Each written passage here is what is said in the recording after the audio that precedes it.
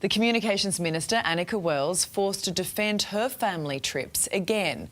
To her, there's nothing to see and nothing to hide. She's just following the rules. It's true, she is. She isn't even the biggest spender. Is it time to rein in those Canberra perks? I've referred all of my travel to IPIA so that everybody can have people are upset though. A minister under fire over expenses on a day her government is delivering world-leading social media reforms. So you've got to think twice before charging taxpayers for non-essential travel.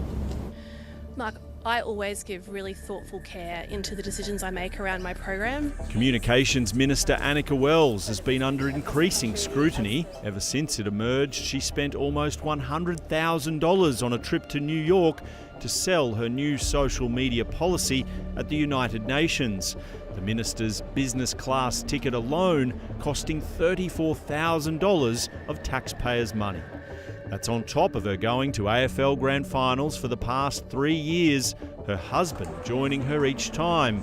The minister's family also joining her on a work trip to Thredbo's ski fields. Yes, we have used family reunion entitlements within the rules on occasion, but within the vast numbers of items in my diary across the 3.5 years, no, they haven't been there. All of this is within the rules, apparently, but does it pass the so-called pub test? We visited Annika Wells' Brisbane electorate of Lilly today to find out. I think it's pretty atrocious. There are definitely better things to be spending the money on. So I suppose she probably should change her ways, but I don't know. Is she going to listen to someone like me? I'm just a little country bumpkin. Well, to be honest, I think it's a bit despicable the politicians are doing this, because it's like, I'm paying for your trip overseas. What the hell?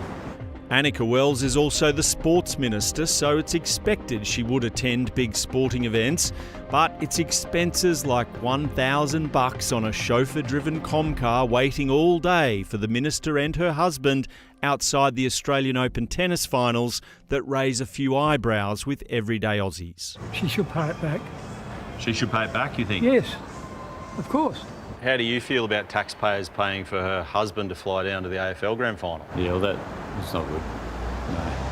I mean, I'm AFL, Richmond supporter, but I'd love to go down, but not when you're using someone else's money, it's not.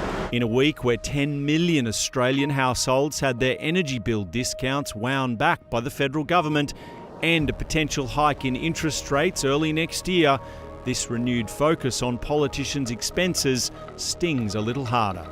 It does seem like a lot of the politicians have a very warped understanding of the cost of living crisis. Look around you before you start spending hundreds of thousands of dollars on going to New York.